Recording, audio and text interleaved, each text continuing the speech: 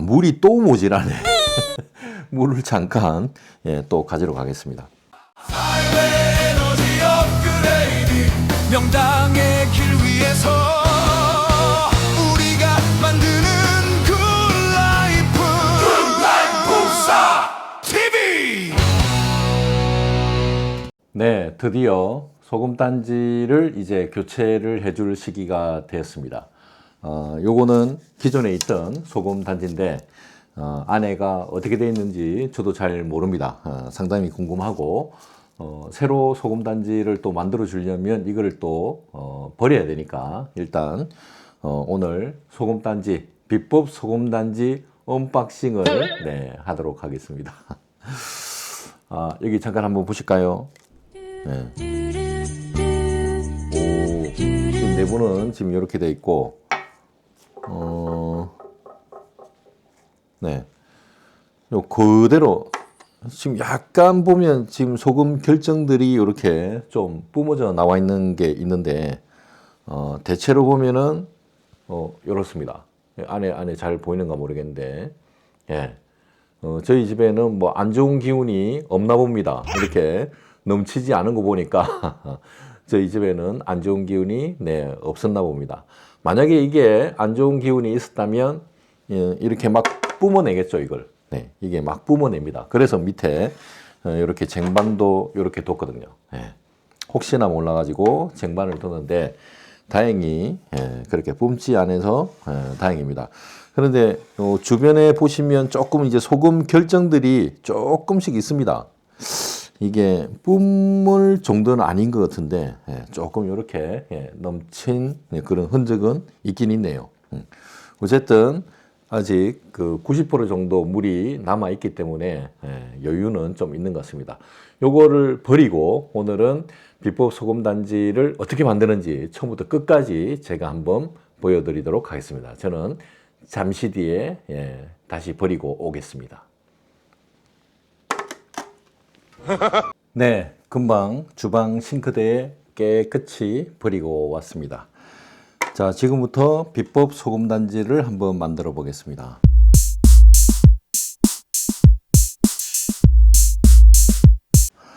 먼저 제일 중요한 게 바로 천일염, 이 소금이죠, 소금.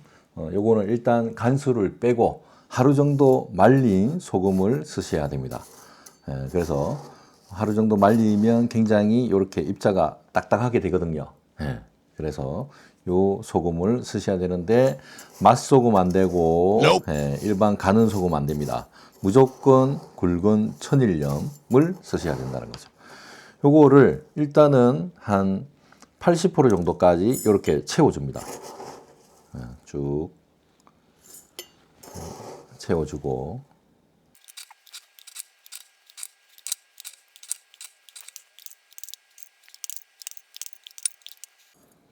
모질하네. 조금 더 갖고 와야 되겠습니다. 이 정도 됐고 그 다음에 기존에 만드신 분은 항아리가 있을 거니까 그대로 재활용하시면 되고 처음 보시는 분들은 요거는 이제 구입을 하시는데 꿀단지용으로 나온 게 있습니다. 백색 무지 항아리 뭐 2.4kg 요렇게 검색하시면 될 것 같고 옛날에 제가 살 때 14,000원인가 주고 샀는데 요즘은 얼마에 파는지는 잘 모르겠습니다. 이걸 뭐 제가 파는 게 아니라서 아무 데서나 싸게 파는 데서 사시면 될 것 같습니다.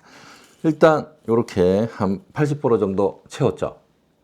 80% 채웠고 그 다음에 제일 중요한 동전인데 10원짜리를 쓰셔도 되고 그 다음에 50원짜리, 100원짜리 다 됩니다. 다 되는데 최근에 나온 동전 같은 경우는 플라스틱으로 만들었다는 얘기가 있어가지고 플라스틱 동전은 안 됩니다. 조금 오래된 그런 동전을 쓰시는데 저는 엽전이 이렇게 옛날 엽전이 있어가지고 요거를 쓰도록 하겠습니다. 엽전 아니더라도 뭐 10원짜리, 50원짜리, 100원짜리, 500원짜리 다 된다는 거.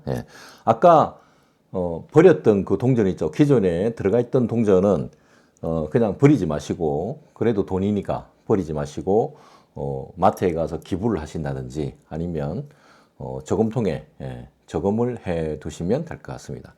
동전은 7개를 준비를 합니다. 7개를 준비를 하는데 동전이 뜻하는 의미가 또 있겠죠. 동전을 왜 굳이 7개를 넣냐?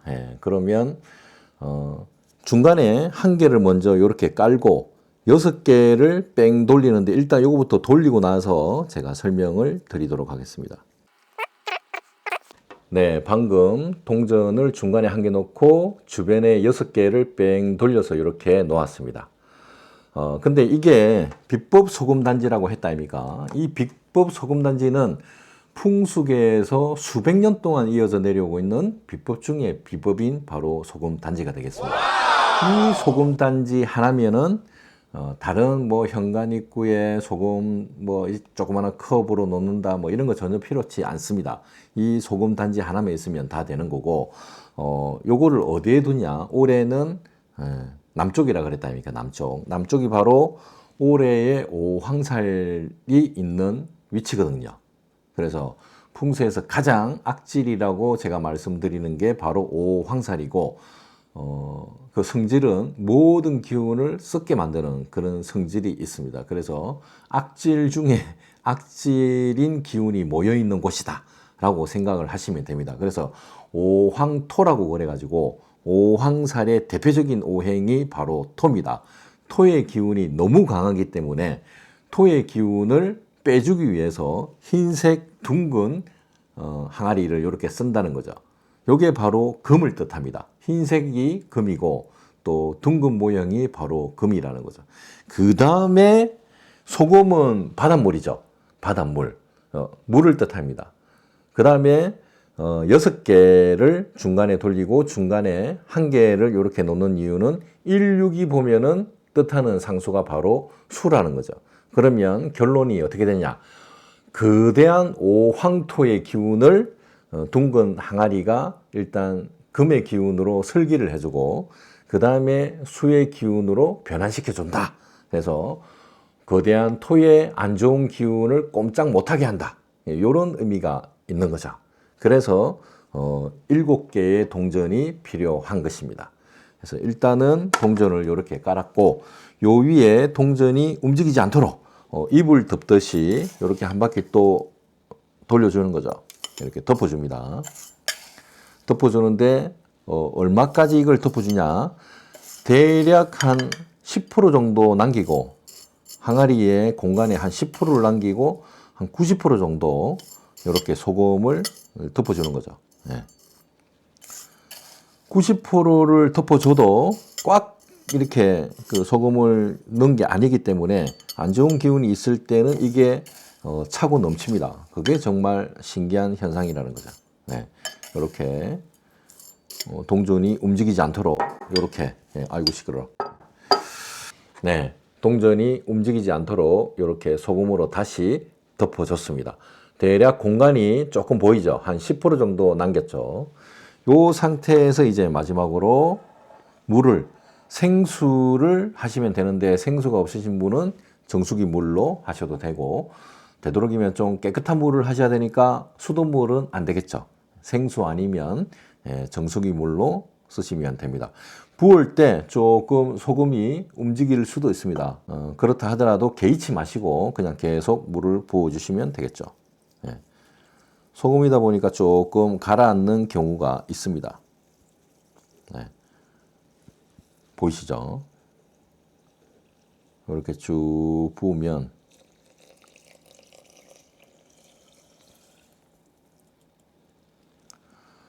물이 또 모자라네. 물을 잠깐 또 가지러 가겠습니다.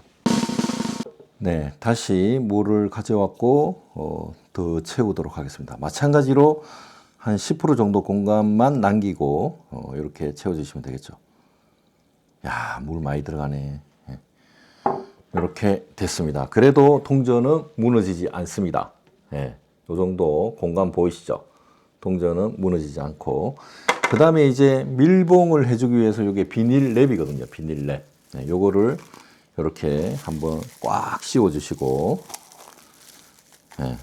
공기가 안 들어가도록 이렇게 꽉 씌워주시고 그 다음에 고무밴드 고무밴드도 한번 이게 잘 안 되구나. 이렇게 한번 씌워주시면 되겠죠. 그래서 이제 완전히 이제 밀봉이 되게끔 이렇게 해주시면 됩니다. 됐죠? 네, 됐고 그 다음에 뚜껑을 꽉 덮는 거죠. 이제 뚜껑을 꽉 덮습니다. 이렇게 되면은 이제 완성이 됐는데 이거를 올해는 남쪽이니까 남쪽 구석에 놔두셔야 되겠죠. 구석에 놔두시는데 청소할 때 청소기로 이렇게 툭툭 친다거나 이 자꾸 치고 이렇게 하고 또 뭐 반려견들이나 고양이들이 이게 뭐지 이래가 궁금해가지고 자꾸 이렇게 툭툭 치면은 비법 소금 단지도 생명이기 때문에 열받아서 일을 안 합니다.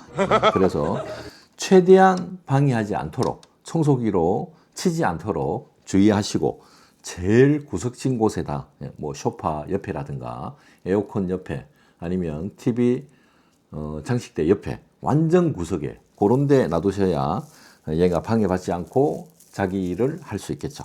그래서 요거는 이제 지금 만드는 게 아니고 2월 4일 저는 지금 영상 때문에 지금 만드는 거고 2월 4일 이후에 그때 이제 날짜를 잡으셔가지고 이렇게 만들어서 두시고 유효 기간은 내년 2월 3일까지죠. 1년 동안 두시면 됩니다. 그동안 다행히도 1년 동안 안 좋은 기운이 없어서 이렇게 아까 이 항아리처럼 넘치지 않았다. 그러면 더 좋은 거고요. 만약에 안 좋은 기운이 좀 많아가지고 그 전에 한 여름쯤에 넘쳤다. 어떤 분들은 한 2달 뒤에 넘친 분들도 계시던데 2달이라든가 여름이라든가 뭐 가을이라든가 요때 이제 넘치게 되면은 그때 보시고 이제 날짜를 계산해 가지고 아직 날짜가 많이 남았다. 내년 2월 4일이 많이 남았다. 그렇게 되시면 다시 한번 만들어 주시고 아니다. 조금만 있으면 입춘일이 다가온다. 이러면 조금 기다렸다가 다시 내년 입춘이 지나서 또 만들어 주시면 되겠죠. 네. 요까지 오늘 비법 소금 단지를 만드는 방법을 보여드렸습니다. 오늘은 해가 바뀌면 반드시 옮겨줘야 할 풍수소품 2가지에 대해서 말씀드리도록 하겠습니다. 일단 화면부터 한번 보시겠습니다. 네, 여기 보면 풍수 인테리어 비법 가이드 해서 오늘 부르는 비법 소금단지 그리고 가족 사진 최적의 배치법이라고 나와 있습니다. 그 다음 장을 보시면 첫 번째가 바로 가족 사진 또는 내 사진입니다. 방위는 바로 북동쪽이 되겠습니다. 방향이 아니고 방위, 위치입니다. 위치. 북동쪽에 놔두시면 될 것 같고 요거는 기준이 집 중앙이라든가 아니면 거실 기준으로 북동쪽에 놔두시면 됩니다. 그 다음에 두 번째가 바로 비법 소금 단지죠. 올해는 이제 남쪽입니다. 남쪽. 해마다 바뀌는 2가지가 바로 가족 사진하고 비법 소금 단지가 되겠죠. 요거는 이제 설치했을 때, 막 설치했을 때, 그 사진이고, 요게 이제 안 좋은 기운을 많이 먹으면 뿜어냅니다. 뿜어냈을 때는 요런 식으로 이제 바뀐다는 거죠. 아주 신기한 비법 소금 단지가 되겠습니다. 하나씩 이제 풀어보면, 소금 단지 배치 세부 팁이 되겠죠. 가시성인데 원칙적으로는 잘 보이는 곳에 두셔야 된다는 거죠. 그래서 이제 기운의 순환과 흐름에 좋은데 만약에 가족들이 보기에 조금 그렇다 싶으신 분들은 안 보이게 두셔도 뭐 크게 상관은 없습니다. 그래서 일단은 원칙은 잘 보이는데 그게 정 안 되면 안 보이는 내부 장식장 안이라든가 싱크대 안이라든가 신발장 안이라든가 이렇게 두시면 된다는 거죠. 그 다음에 집안의 기운이 드나드는 현관 주변이나 해당 방위의 벽면 구석을 추천합니다. 되도록이면 조금 구석진데 요런 데가 아무래도 낫겠죠. 사람들 가족분들 손을 안 타기 때문에 조금 더 낫다고 생각이 됩니다. 그 다음에 보시면 꼭 기억해야 할 주의사항이 있고 실내 배치를 원칙으로 한다. 베란다는 외부 공간으로 간주되므로 되도록이면 소금단지는 가급적 실내 안쪽에 설치를 하시는 게 좋은데 이것도 역시 고조상 어려울 경우에는 베란다에 두셔도 무방하다는 거죠. 일단은 편하신데 두시면 됩니다. 그리고 되도록이면 이제 거실에는 이제 가족 사진을 두시는 게 낫고 방 안에는 되도록이면 부부 사진을 두시는 게 더 좋다는 뜻이겠죠. 그리고 아까 잠깐 말씀드렸는데 단순히 어느 쪽을 바라보느냐, 방향이 아니고 집 전체의 중심에서 어느 위치에 놓느냐, 요게 방위죠, 방위. 위치가 훨씬 더 중요하다는 거죠.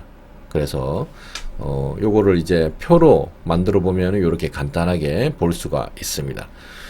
다시 크게 이제 확대를 해보면 네, 이렇게 되겠죠. 북동쪽에는 가족사진, 남쪽에는 소금단지인데 설치는 네, 26년 2월 4일 입춘일 이후로, 지금 하실 필요는 없고 입춘일 이후로 그렇게 설치를 하시면 되겠죠. 그래서 하나만 예를 들어서 설명을 드려보겠습니다.